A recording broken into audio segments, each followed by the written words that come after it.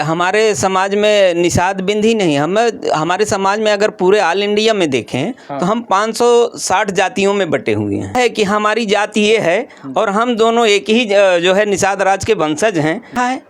बगल वाले की शादी इतनी मजबूत हुई, इतना बड़ा डेरा डंडा, कितने संगठन वाले हैं, कितने पार्टी वाले हैं, किसी को पता नहीं है कि हमारे समाज का बच्चा जो है मेधावी हो गया है। डॉक्टर संजय का खेला क्या है, इनको मैं चिलगोजा कहूँ तो कोई दिक्कत नहीं है। अपने कार्यकर्ता की इज्जत नहीं करते को कुछ मत कहिए, मैं सत्ता में हूँ और तुरंत जो है आपको गिरफ्तार करवा लूँगा। न्यूज़ सर्वे से स्टार्ट भारत। इस वक्त मैं मुंबई महाराष्ट्र में हूँ। आप सबके बीच में हमारे साथ में उमाशंकर बिंद जी हैं और एक बहुत सामाजिक तेतराज काम करते हैं और हम इनसे जानना चाहते हैं कि जिस प्रकार से जो तेतराज सामाजिक काम करते हैं, गांव क्षेत्र से मुंबई तक कार्य करते हैं, तो इनके संस्था का नाम KBN है और इनसे ही परिचय लेना चाहते हैं। सर, आपकी संस्था का नाम क्या है? जी, आपको बहुत बहुत धन्यवाद। आपके दर्शकों को मेरा नमस्कार जी। मैं उमाशंकर केवट KBKN जी जो ट्रस्ट बनाए हैं उसके संस्थापक हैं और ये मुंबई में दीवा में ऑफिस है, आप लोग जानते हैं भली बात। और जो समाज का काम कर रहे हैं वो देखिए, हमारा लक्ष्य जो है एक बहुत बड़ा लक्ष्य है जिसे ज़मीन पे उतारने का हम संभव प्रयास करेंगे। और आवासीय विद्यालय का है, फिर अपने समाज के लोगों का एम्बुलेंस देने का है और जो है एक न्याय समिति बनाने का है। थोड़ा एक सवाल एक बात करते हैं आपसे जी कि जैसे कि हमने आपको मैंने बिंद कहा है जी, तो जैसे कि बिंद में बहुत सारी उपजातियाँ हैं जी, तो उस पर आप लोगों को क्या बताना चाहते हैं? जैसे उपजातियाँ में जैसे निषाद है, मल्ला है, उनमें कुछ ऐसा है कि भेदभाव हो जाता है, उस भेदभाव में क्या कहना चाहते हैं? देखिए, हमारे समाज में निषाद बिंद ही नहीं, हमारे समाज में अगर पूरे ऑल इंडिया में देखें तो हम 560 जातियों में बटे हुए हैं। 560 जातियों में बटे हैं? 560 जातियों में। तो ये कब खत्म होगा?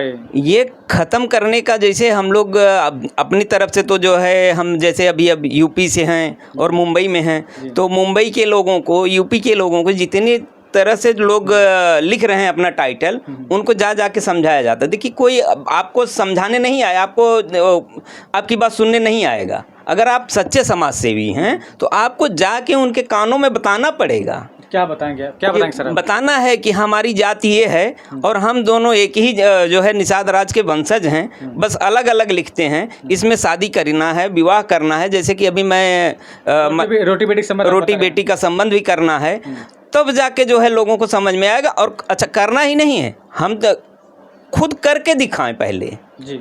अगर हम खुद करके दिखाएंगे तो जाके दूसरे को समझा सकते हैं। तो इसलिए जो है हम वैसा कर भी रहे हैं।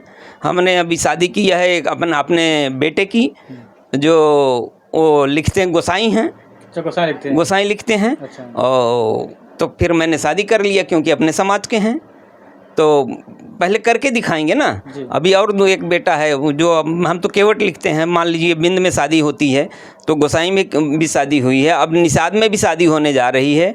तो ऐसा कुछ नहीं है, हम करेंगे और लोगों को समझाएंगे तो समझ में आएगा। जी, देखो ये क्या था, एक बड़ा मुद्दा था कि लोगों में जैसा कि बिंद, निषाद, केवट, मल्ला में और जिसी प्रकार से कि अलग अलग भावना चल रही है, अलग अलग संस्थाएं चल रही हैं, तो इनका भी सरकार जो संस्था है, इन्होंने अपना मार्गदर्शन दे रहे हैं। जैसे कभी इन्होंने बताया है कि अभी मैंने एम्बुलेंस की तैयारी कर रहे हैं। और सर क्या तैयारी? देखिए, हम आपको बताएं कि अभी जैसे बताएं कि आवासीय विद्यालय का हमारा सपना है, एम्बुलेंस की तैयारी है कि शहरों में जो है एम्बुलेंस हो, कहीं भी जो है अपने समाज के लोग या और लोग जो हैं उनको सुविधा ले सकें। एक न्याय समिति होनी चाहिए। गाँव में बहुत झगड़ा है, पड़ोसी में बहुत झगड़ा है, लड़ाई है, तकरार है। जी सुनिए, लड़ाई है, तो उस लड़ाई को तोड़ने के लिए हमें क्या करना पड़ेगा? हमारे समाज का पैसा तो जो है ज़्यादातर पुलिस वाले ले रहे हैं, दुनिया भर के दलाल खा रहे हैं। अगर उस न्याय समिति के जरिए हम जाके उनको जो है उनका झगड़ा समाप्त करेंगे तो कहीं ना कहीं वो पैसा बचेगा। ये तो सर आप सही कह रहे हैं। अब उनका पैसा बचेगा तो वो शिक्षा के क्षेत्र में काम आएगा। अभी तो सारा पैसा तो वो लोग जा रहे हैं, कुछ नशे में जा रहा है, कुछ इस तरह से लड़ाई झगड़े में जा रहा है, कुछ दिखावा में भी जा रहा है। बगल वाले की शादी इतनी मजबूत हुई, इतना बड़ा डेरा डंडा लगा, इतना बड़ा हुआ तो वो भी पैसा। ये सब चीज़ जो है, सभी चीज़ पर कंट्रोल करना है, 13वीं में कंट्रोल करना है। हमारे समाज का पैसा, जिनके पास ज़्यादा पैसा है, मैं विनती करूँगा कि आप लोग भाई देखिए, समाज को अगर ले चलना है, आपके पास पैसा है तो आप समाज के बच्चों को, मेधावी छात्रों को तो कम से कम योगदान दीजिए। अभी जैसे हमारे समाज में, अभी आपको बता दें, अकबरपुर में जो है एक हमारे निषाद समाज का मेधावी छात्र है। प्रतापगढ़ में भी अभी 10वीं में एक हमारे समाज का मधुर निषाद है। जौनपुर में एक जो है कुमकुम निषाद है, इस साल 12वीं में जो है वो टॉप 10 में चौथे स्थान पे आई है। और ये सब गरीब हैं। तो जिनके पास जो दिखावा करते हैं, दिखावा न करके अपने समाज के बच्चों को जो है आगे बढ़ाएं और उनकी मदद करें, उनसे पूछें उनको जो है क्लासेस क्या चाहिए, उनको क्या दिक्कत आ रही है, उनसे मिल के जो है काम किया जाए, समाज तब बढ़ेगा। लेकिन सर, ये चीज़ को कौन दिखावा करेगा उन बच्चों तक के लिए? वो देखिए, हम जैसे लोगों की ही ज़रूरत है, समाज के जो संस्था वालों की ज़रूरत है। हर सब सारे संगठन जितने बने हैं, सबके लिए काम है ना। आप समाज के लिए काम करने के लिए है ना, तो समाज का असली काम कहाँ कर रहे हैं?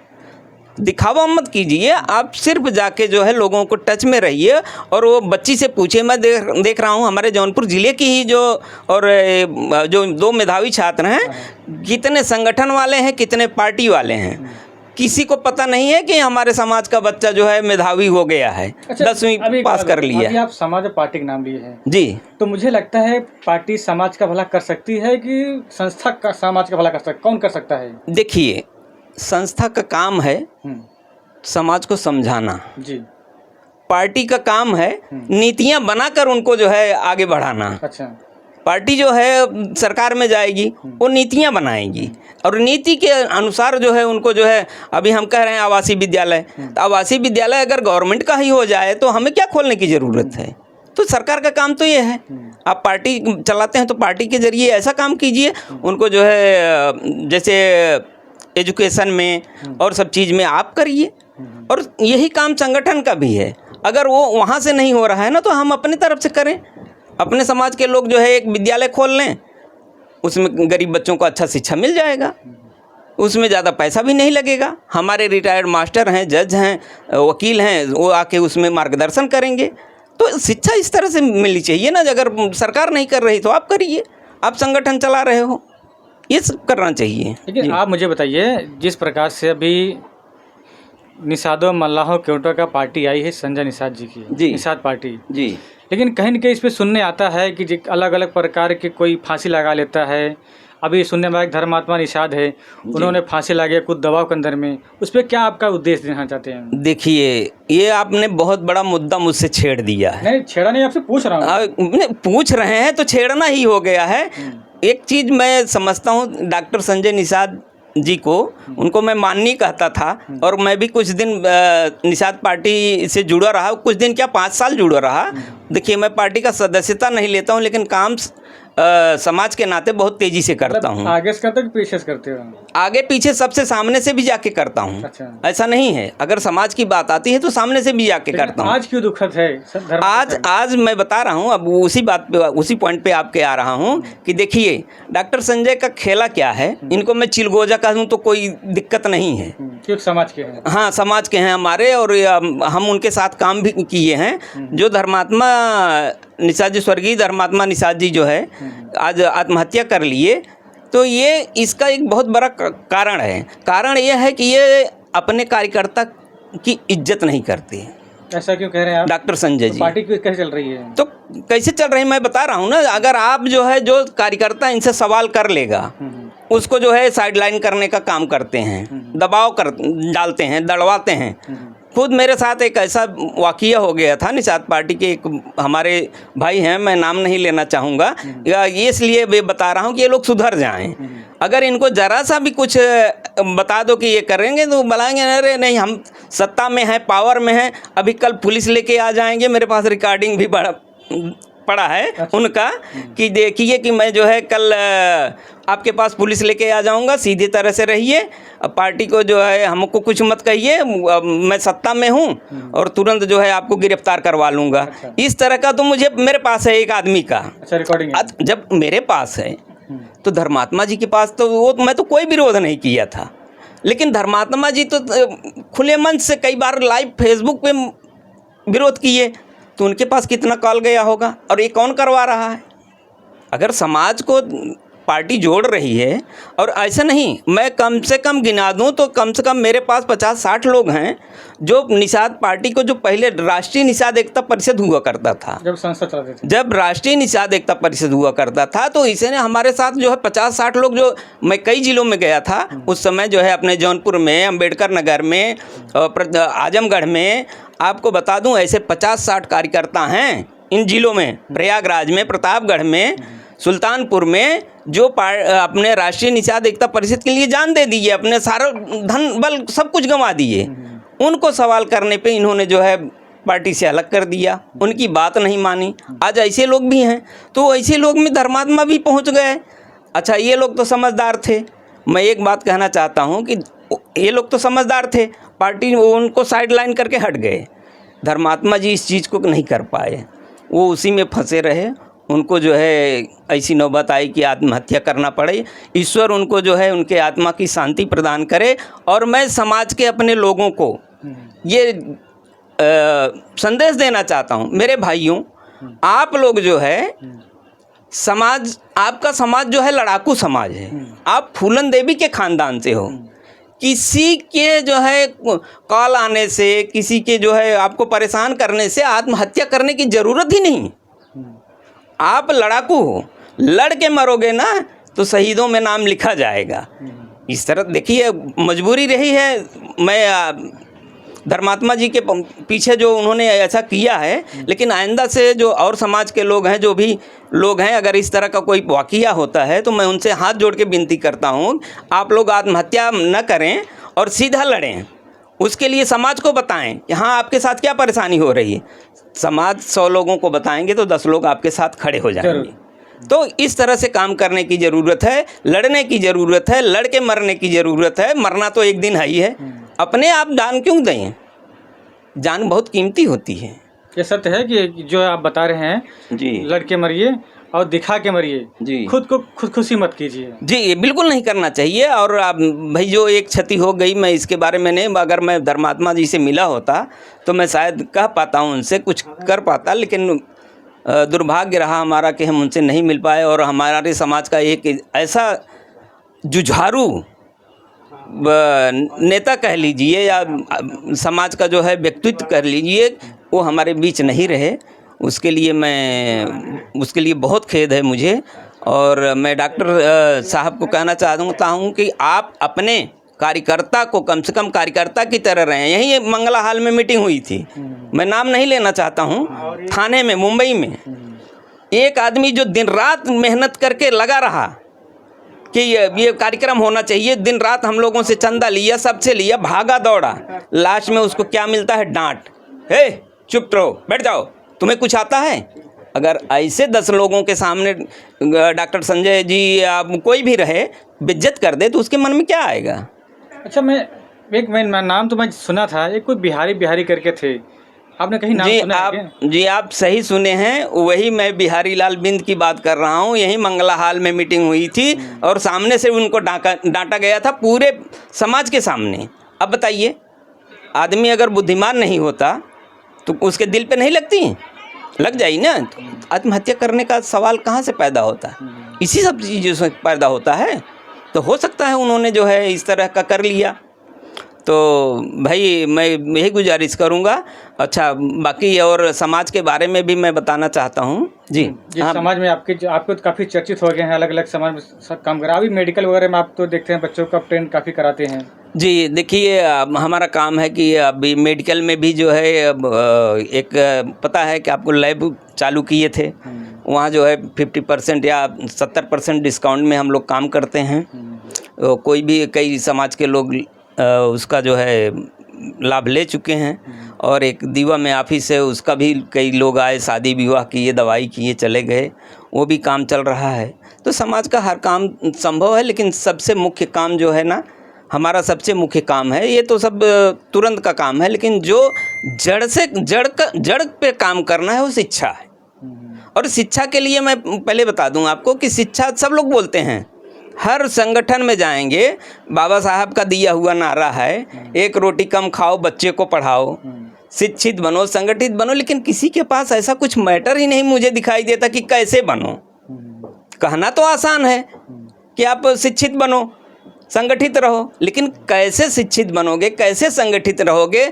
आपकी 100 रुपये कमाई है तो उसमें कैसे काम करोगे आप? ये किसी के पास है नहीं।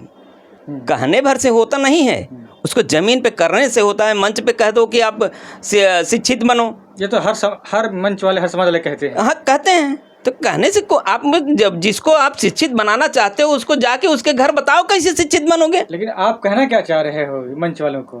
ये मंच वालों को मैं संदेशा देना चाहता हूँ कि मंच से बोलने से काम नहीं चलेगा भैया, ये कहना चाहता हूँ। अच्छा। कि मंच से बोलने से काम नहीं चलेगा। आप घर पे जाओ, गरीब जहाँ शिक्षा नहीं है वहाँ जाओ, वहाँ बताओ कि आप 100 रुपया कमाते हो तो उसमें कैसे घर चलाओगे। नशा करते हो तो उसको छोड़ना पड़ेगा, ये बताने से काम चलेगा, मंच से बोलने से काम नहीं चलेगा।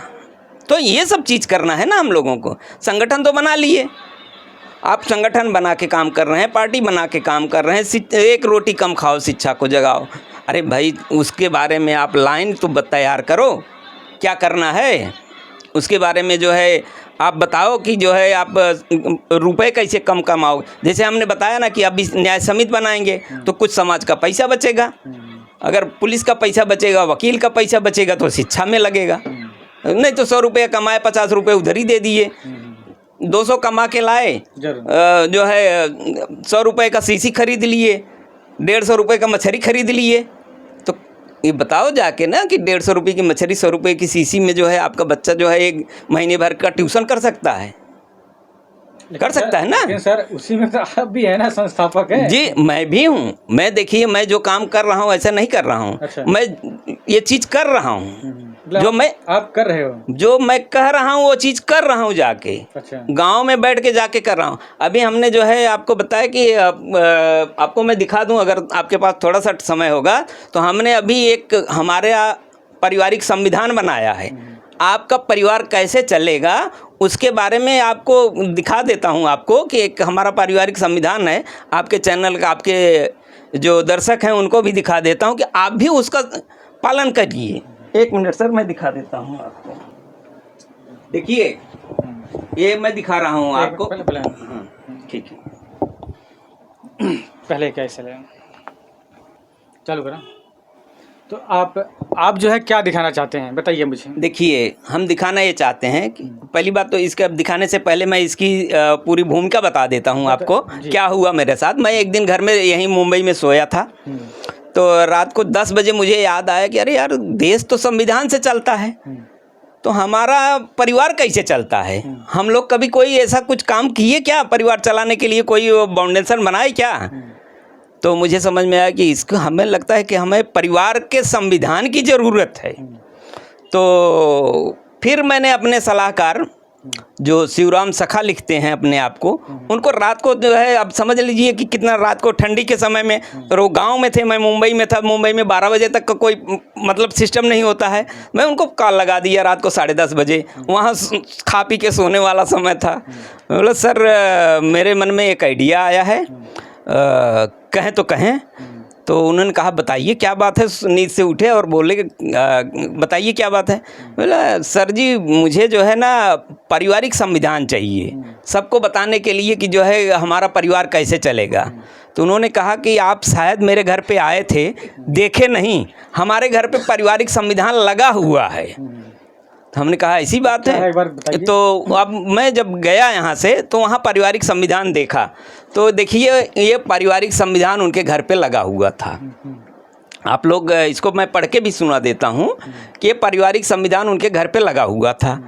तो हमें बहुत खुशी हुई। हमने तुरंत इसको जो है जाके चुरा लिए। चुरा नहीं लिए। अरे सर, इसमें चुराने की बात नहीं, वो हमारे सलाहकार हैं। अच्छा। KBKN ट्रस्ट के सलाहकार हैं वो। तो उनसे बोल के उनसे हमने कहा कि सर इसको हम जो है बंटवाएंगे छपवा के। अच्छा। तो मैंने तुरंत जो है उसको जो है 1000 सादे मतलब ऐसे सादे पेपर पे छपवा दिया और काम शुरू कर दिए कि नहीं सबके घर पहुंच जाना चाहिए, जो भी मिलता था उसको दे देता था।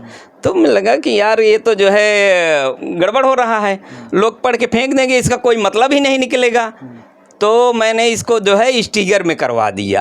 अब ये सबके घरों पे लगेगा, जहाँ भी जाएंगे आप, जिस भी घर पे मैं जहाँ पहुँचूँगा, ये हमने अभी 1000 छपवाया, इसको 10,000 15,000 20,000 सभी घर पे लगवाना है मुझे, कि आपको परिवार कैसे चलाना है। सबसे पहले देखिए आज के जिसमें जो दिक्कत आ रही है वो आपको मैं पढ़ के सुना देता हूँ, इसके बाद आप समझेंगे कि इसमें क्या लिखा हुआ है। देखिए सबसे पहले जो है पहले पॉइंट पे है कि सुबह 5 बजे उठना है। दूसरा जो है साफ सफाई का ख्याल रखना है और कूड़ा निश्चित स्थान पर ही डालना है। और अगला पॉइंट है जूता चप्पल उतार कर ही घर में प्रवेश करना है। उसके आगे अगला पॉइंट है कि दरवाजे को पर्दे से ढक कर रखना है। उसके आगे का पॉइंट है आगंतुक को बाहर बैठाकर अतिथि सत्कार करना है। आगंतुक मतलब क्या है? आगंतुक मतलब जो भी आपके वो मेहमान आते हैं, जैसे कोई जाना मेहमान आता है, कोई अनजाना मेहमान आता है, मेहमान कोई भी हो, पहले उसको जो है हाँ घर के बाहर ही बैठा कर अतिथि सत्कार करना चाहिए, घर के अंदर नहीं लाना चाहिए। सत्य और प्रिय बोलना है। बोलचाल की भाषा में धन्यवाद तथा क्षमा शब्द का आवश्यकता अनुसार प्रयोग करना है। अगला पॉइंट है सभी कार्य मिलजुल कर करना है। उसके अगला पॉइंट है अपने से बड़ों का सम्मान करना है, उनकी बातों को सुनना है, समझना है और सहन करना है। उसका अगला पॉइंट है क्रोध व घमंड का प्रदर्शन बिल्कुल नहीं करना है। अगला पॉइंट है एकता और अनुशासन का सदैव ख्याल रखना है। उसका अगला पॉइंट है किसी समस्या, गलती या बीमारी की सूचना तुरंत मालिक को देना है, जो कि हमारे समाज में आमतर घरों में ऐसा नहीं हो पाता है। तो जो भी लिखा है वो सब परिवार की भलाई के लिए लिखा गया है। अब हाँ भोजन हो गया, आपको जो है ये सब। अगला भोजन, पानी तथा धन की बर्बादी को रोकना है। अगला पॉइंट है परिवार की आय मतलब इनकम कमाई और सम्मान बढ़ाने में सभी को मालिक का सहयोग करना है। परिवार की आय बढ़ाने में और घर का सम्मान बढ़ाने में वो मालिक का सहयोग सब पूरा परिवार करे। और प्रार्थना के समय सबको साथ खड़ा होना है। माताओं को अपने बच्चों को, लड़का हो या लड़की हो, हर गतिविधि पर नज़र रखना है। इतना ही अगर हमारा समाज फॉलो कर ले, परिवार चल, मैं गारंटी के साथ, दावे के साथ कहता हूँ कि आधे से ज़्यादा परिवार तो ऐसे ही सुधर जाएंगे। खाली इतनी लाइन इसका खाली जो है हमारे जो शिवराम सखा जी लिखे हैं, इसी का पालन कर ले हमारा समाज ना, तो काफ़ी सुधार हो जाएगा। इसके साथ साथ हम लोग शिक्षा कैसे होनी चाहिए, आपको क्या क्या करना है, सारी जो है बातें लिख के लोगों को समझा रहे हैं, बैठ के बता रहे हैं। आने वाले दिनों में आप लोग चाहेंगे तो आपके घरों में एक पारिवारिक संविधान लगा रहेगा। आप उसको आपके बच्चे पढ़ेंगे तो उनको लगा रहेगा, तो ज़रूर उनको समझ में आएगा कि नहीं इसमें क्या लिखा है। सुबह 5 बजे उठना है तो शर्मवश तो उठ जाएंगे, नहीं तो ऐसे उठते नहीं हैं। तो ऐसी सारी बातें हैं जो हम अपने संगठन के माध्यम से करना चाहते हैं और कर रहे हैं। हम ही नहीं, हम चाहते हैं कि हमारे समाज में जितने संगठन बने हैं सब लोग इस बात को करें। हम कहाँ अकेले पहुँचेंगे, देश इतना बड़ा है, दुनिया इतनी बड़ी है, समाज इतना बड़ा है। तो आप कहना चाहते हो जितने संस्था बने हैं जी समाज के जी, वो सबसे इस समस्या को लेके जी घर घर पहुँचाने का कष्ट करें। बिल्कुल पहुँचाएँ, उसमें क्या दिक्कत है। अब सब लोग इस काम को करें। अब हमारे पास हमने स्टिकर में छपवा दिया है, अगर हो सके तो आप स्टिकर में छपवा के ऐसे ही सेम जो है हमारे शिवराम भाई सखा जी का नाम डाल के आप लगवा सकते हैं कहीं भी। जी धन्यवाद सर उमाशंकर केवट जी।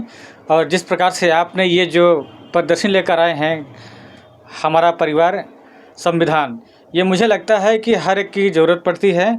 और संविधान चलाने की एक, जैसे बाबा साहेब अम्बेडकर जी ने संविधान तो बनाया लेकिन पूरे परिवार, पूरे समाज के स्तर के लिए बनाना है। आज उनके ही के अस्तित्व पर देश चल रहा है, तो मुझे लगता है जिस प्रकार से ये इन्होंने आपने जो दिखा रहे हैं इस पोस्ट को, तो मुझे लगता है हर घर को ज़रूरत पड़ सकती है।